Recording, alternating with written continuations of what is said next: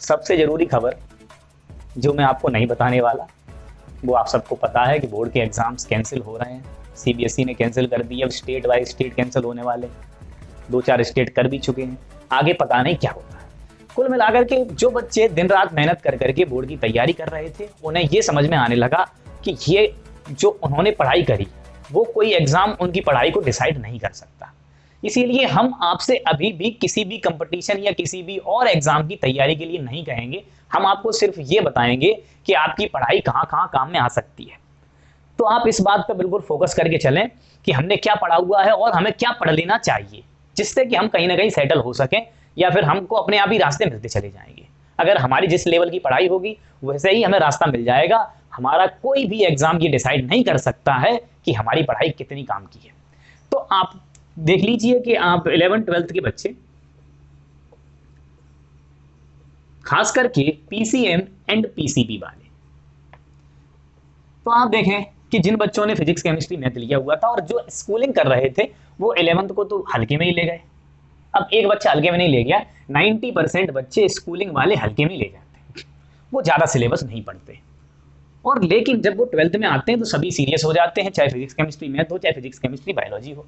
लेकिन मैं आपको बता दूं, जिनके पास खास करके फिजिक्स केमिस्ट्री मैथ रहा, उनके लिए अभी भी बहुत ज़्यादा उम्मीदों की बातें हैं। उनका कुछ भी नहीं बिगड़ा है, यहाँ से सब कुछ खत्म होना शुरू होता है, वहीं से नई चीज़ें शुरुआत होती हैं और वहीं से उनका भविष्य बनना शुरू होता है। आपने जो कुछ भी पढ़ा हुआ है वो बहुत ज़्यादा काम में ले सकते हो आप। मैं कुछ साधारण से लेकर के अच्छे लेवल के एग्जाम से लेकर के साधारण एग्जाम्स तक आपको बातें बताऊंगा। आप समझते चलें कि जैसे जिन बच्चों ने फिजिक्स केमिस्ट्री मैथ लिया हुआ था और जिन्होंने 11th और 12th बहुत ढंग से करी हुई थी, वो इस बेसिस पर सबसे पहले जिस एग्जाम के बारे में सोचते हैं वो है जेई मेंस प्लस एडवांस। और वो बच्चे जो सोचते हैं वो, उनके लिए ये मेरी वीडियो ज़्यादा हेल्पफुल है भी नहीं, उन्हें सब पहले से ही पता होता है। इसके लिए ज़्यादा डिटेल्ड के लिए मैं एक अलग वीडियो बनाऊंगा जिसमें आपको इसके बारे में टोटल बातें बताऊंगा कि कैसे कैसे चीज़ें इसमें होती हैं।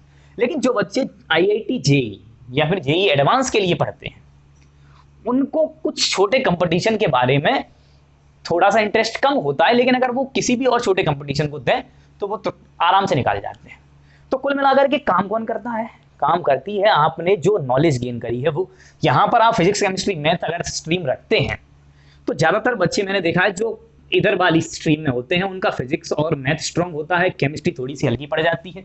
इधर वालों की केमिस्ट्री और बायोलॉजी स्ट्रॉन्ग होती है, फिजिक्स थोड़ी हल्की पड़ जाती है। ऐसा सबके साथ होता है, जनरल बात बता रहा हूँ। हो सकता है कि एक आध रेयर 10% केस रेयर बन जाए, 90% केसेस में ऐसा होता है। तो आप देख लें कि ये जो फिजिक्स और मैथ वाले बच्चे हैं, अगर इनका मैथ स्ट्रॉन्ग है तो डिफेंस सर्विसेज में मैं इधर आता हूँ, सबसे पहले उन्हें गाइडेंस दूंगा कि वो एनडीए के लिए बिल्कुल एलिजिबल हैं। वो बढ़िया से इसकी अभी से चाहें तो इतनी अच्छी प्रिपरेशन कर सकते हैं। खास करके वो बच्चे जो शरीर से थोड़े से तंदुरुस्त हैं, गाँव के इलाके में रहते हैं जैसे कि मैं रहता हूँ। तो इस प्रकार से मैं आपको बता दूं, इस एग्जाम में आपके 2 भाग हैं। 120 क्वेश्चन तो सिर्फ और सिर्फ 11th-12th के मैथ्स में से ही रहने वाले हैं और 150 क्वेश्चन आपके जनरल स्टडीज के रहने वाले हैं। ये सब आप आराम से 10th तक से जनरल स्टडी पढ़ते आ रहे हैं। आज से एक काम करना और शुरू कर दीजिए, आप थोड़ा न्यूज़पेपर पढ़ना शुरू कर दीजिए, थोड़ा सा जनरल अवेयरनेस की थोड़ी सी जानकारी लेना शुरू कर दीजिए। लेकिन अगर आप 11th-12th का मैथ, जहाँ तक आप, मुझे उम्मीद है कि 12th का मैथ तो आप सही से करके ही चले, आपको ज़्यादा मैथमेटिक्स नहीं करना है, एनसीईआरटी लेवल से करके चलना है, थोड़ा सा और प्लस में कर लीजिए। और किताबें आती हैं, आरडी शर्मा की किताबें कर लीजिए, और जेई मेंस वाली जो किताबें अगर वो कर ली तो यहाँ का मैथ आपका प्रॉपर तैयार है। ये मान लीजिए आप एनडीए के लिए जो रिटन एग्जाम है वो क्वालिफाई करने के लिए बिल्कुल एलिजिबल हैं और आप कर भी सकते हैं। आपको बस इसके बारे में ज़्यादा जानकारी चाहिए तो मैं टेलीग्राम चैनल पे अपनी ये लिंक डाल दूंगा और उसमें सब बताऊंगा कि ये तैयारी आपको कैसे करनी है। इसके अलावा मैं आपको बता दूं कि यहाँ पर अगर ये पार्ट आप कवर कर जाते हैं, टेस्ट एक बार क्वालिफाई कर जाते हैं, बेहतरीन कॉन्फिडेंस आता है। इसके बाद यहाँ एसएसबी इंटरव्यू और होता है, सर्विस सिलेक्शन बोर्ड इनका इंटरव्यू कराता है। इस इंटरव्यू के बारे में आप चाहें तो चेक कर सकते हैं गूगल पर। इसके लिए मैं एक डिटेल में वीडियो अलग बनाऊंगा जिसमें आपको बताऊंगा कि एसएसबी इंटरव्यूज कैसे होता है। ठीक है, मेरा खुद पर्सनल एक्सपीरियंस रहा है एसएसबी में, तो मैं इसको आपके साथ शेयर करूंगा किसी वीडियो में। और बता दूं, इस जो बच्चे एवरेज थे जिन्होंने 11th में तो बिल्कुल भी पढ़ाई नहीं करी थी, 12th में थोड़ी बहुत पढ़ाई करी थी, वो भी बिल्कुल निराश ना हो। उनके लिए भी कैरियर अपॉर्चुनिटीज होती हैं, वो आगे जाकर के डिफेंस में और अच्छा कैरियर बना सकते हैं, लेकिन पहले वो थोड़ी बहुत नौकरियां पाएं। ऐसा मैं इसलिए कह रहा हूं क्योंकि ज़्यादातर हमारे आसपास के गांव के बच्चे, किसानों के बच्चे होते हैं, उनके पास इतना पैसा नहीं होता कि वो इंजीनियरिंग मेडिकल के लिए लाखों की फीस बर्बाद कर सकें, लाखों रुपए खर्च कर सकें, और उसके बाद भी जब कॉलेजों में एडमिशन हो तब वहाँ की फीस अफोर्ड कर सकें।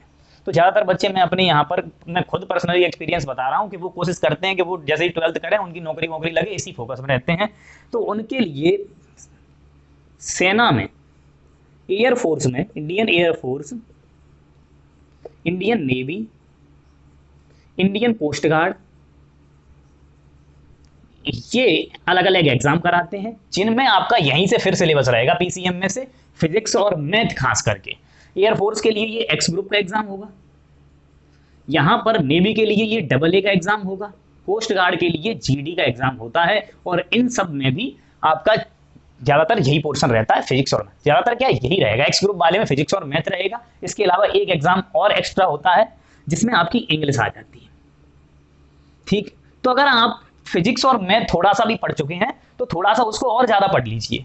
11th का पोर्शन आप पढ़ना शुरू कर दीजिए। अगर आप वो पढ़ना शुरू कर देंगे तो ये मान लीजिए आप यहाँ के लिए तैयार होते जा रहे हैं। लेकिन अगर उसे बेस्ट लेवल से पढ़ेंगे ना आप, उसके लिए ये यहाँ तक का सिलेबस कवर करके चलेंगे, मेंस वाला बिल्कुल भी टफ नहीं है। वही चीजें हैं, थोड़ी सी एडवांस लेवल पे पढ़नी है, और आपको पढ़ने में कॉन्फिडेंस भी आएगा क्योंकि अब आप उसे दोबारा पढ़ रहे होंगे। 11th 12th का जो होना था वो हो चुका।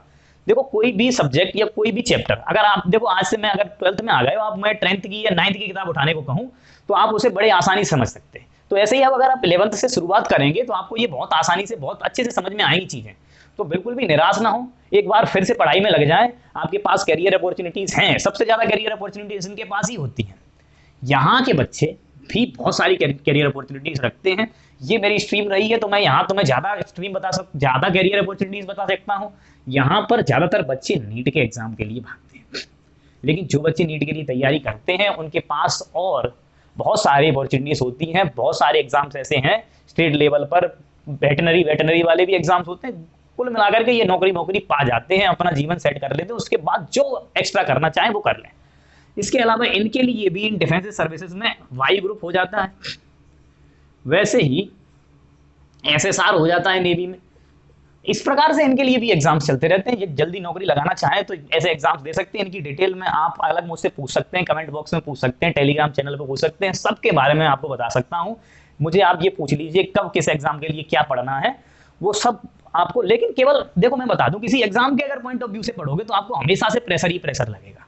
आपको ये लगेगा अब मेरा एग्जाम है, जिस दिन एग्जाम होगा आगे, आप उस रात को सो नहीं रहे होंगे, आपकी आई हुई चीजें भी आपको भूल जाएंगी। तो इसीलिए मैं आपसे कहूंगा किसी एग्जाम को सोच के ना पढ़ें, आप अपने सब्जेक्ट को स्ट्रॉन्ग करें। आपके पास ये सब्जेक्ट है, यही चीजें आपने पढ़ी हुई हैं, इन्हीं को स्ट्रॉन्ग करें। एक बार इन्हें स्ट्रॉन्ग कर लेंगे, किसी भी एग्जाम में कॉन्फिडेंस के साथ बैठेंगी, निकलेगा ही आराम से। आप उसे एग्जाम के पॉइंट ऑफ व्यू से पढ़ेंगे तो वहां पर चांस कम है। देखो परफेक्शन की तरफ भागो हमेशा ही। हर एक आदमी, हर एक मूवी या फिर जो भी ज्ञान देने वाली बातें होंगी वो तुम्हें परफेक्शन की तरफ भगाने को ही कह रही होंगी। तो मैं तो आपसे यही सलाह दूंगा कि आपके जो सब्जेक्ट है, इंटरेस्टिंग सब्जेक्ट, जो भी आपको इंटरेस्टिंग सब्जेक्ट लगते हैं, आपने पीसीएम ले रखा है तो जहां पर ज्यादातर बच्चे जो फिजिक्स और मैथ में इंटरेस्ट लेते हैं तो आप इन्हें ही स्ट्रॉन्ग कीजिए। यही आपकी नैया पार लगा देंगे। अभी कुछ भी नहीं बिगड़ा है, दोबारा शुरुआत कर दीजिए, 11th से सिलेबस पढ़ना स्टार्ट कर दीजिए। ऐसे ही आप लोग भी यही कर दीजिए। तो मैं इसके साथ ज्यादा और कुछ बता नहीं सकता, लेकिन आपको ये बताऊंगा कि जब भी आप मुझसे कुछ और एक्स्ट्रा पूछेंगे बताता रहूंगा, लेकिन करना आपको यही है।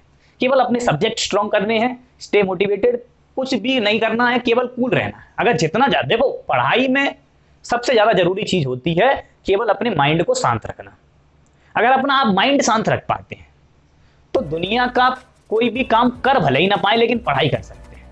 पढ़ाई के समय सिर्फ और सिर्फ एक ही चीज, देखो कहीं तुम्हें भाग के नहीं जाना, कहीं दौड़ना नहीं है, सिर्फ एक जगह बैठना है। लेकिन सबसे कठिन काम ये इसीलिए होता है कि एक जगह आदमी बैठ के अपना माइंड शांत नहीं रख पाता, हजार बातें उसके दिमाग में आती हैं। एक बार आप अपना माइंड शांत रखना सीख गए तो आप कुछ भी पा सकते हैं, कुछ भी बन सकते हैं। All the best.